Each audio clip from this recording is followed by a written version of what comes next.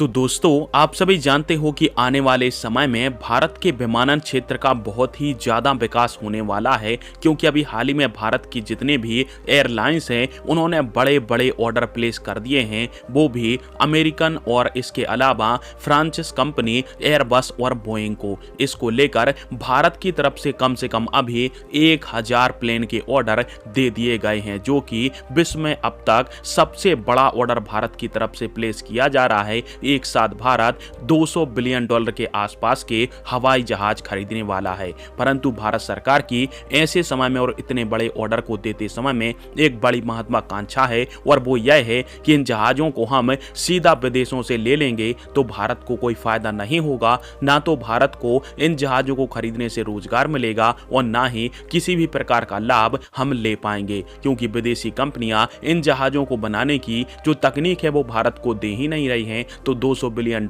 हम फ्री में फूंक देंगे और भारत को ये जहाज भी नहीं मिल पाएंगे। परंतु भारत सरकार यह चाहती है कि भारत को यह जहाज तो मिले, साथ में एक फाइनल असेंबली लाइन भारत के अंदर भी इन जहाजों को बनाने की खोली जाए। जी हां, आप सभी ने सही सुना। अभी हाल ही में एक ऐसी रिपोर्ट निकल के सामने आई है कि बोइंग और एयरबस जैसी कंपनियों का एक दांव भारत की सरकार के साथ फंस गया है, क्योंकि भारतीय सरकार चाहती है ये कंपनियां इतने बड़ी संख्या में भारत को जब अपने विमान बेचेंगी तो अपने विमानों को इनको भारत में ही बनाना होगा, जिससे भारत में सबसे पहले तो रोजगार उत्पन्न होगा। इसके अलावा इतनी बड़ी बड़ी कंपनियां जब भारत के अंदर मैन्युफैक्चरिंग करेंगी तो भारत के वैज्ञानिकों को जहाज बनाने की तकनीकी विशेषज्ञता हासिल हो पाएगी, जिससे भारत आगे आने वाले समय में खुद के ऐसे ही परिवहन करने वाले बड़े बड़े विमानों को भी बना सकता है। फिलहाल में भारत की तरफ से आने वाले समय में कम से कम 2000 ऐसे प्लेन का ऑर्डर देने की संभावना है